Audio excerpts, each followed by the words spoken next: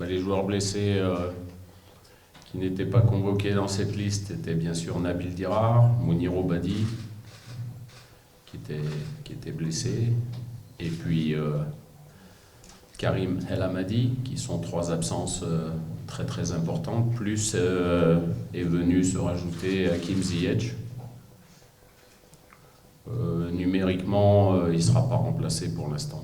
On va rester comme ça pour le premier match, et puis après, s'il y a besoin de sang frais pour le deuxième match, on a la chance, je le répète encore une fois, d'avoir une équipe de moins de 23 ans en stage.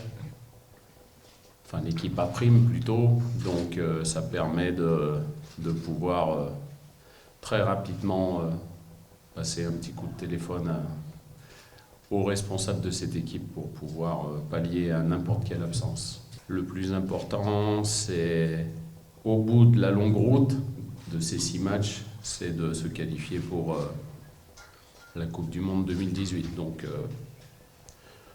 après ce match, on n'en sera qu'au deuxième match. On pourra tirer certaines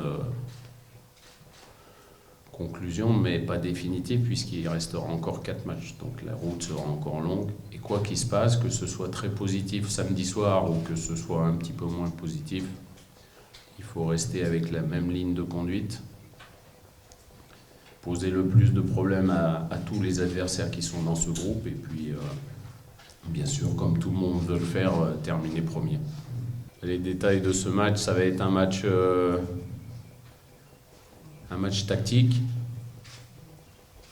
C'est une équipe qui a un milieu de terrain très efficace, qui est très forte dans la récupération du ballon, dans les duels, et puis qui se projette vite vers l'avant. Donc il va falloir être conquérant, il va falloir aussi être intelligent. C'est l'enjeu du match, mais le plus important, c'est que le Maroc remporte la victoire. C'est pas Hervé Renard qui gagnera le match, c'est les joueurs, c'est le staff, c'est tout le collectif.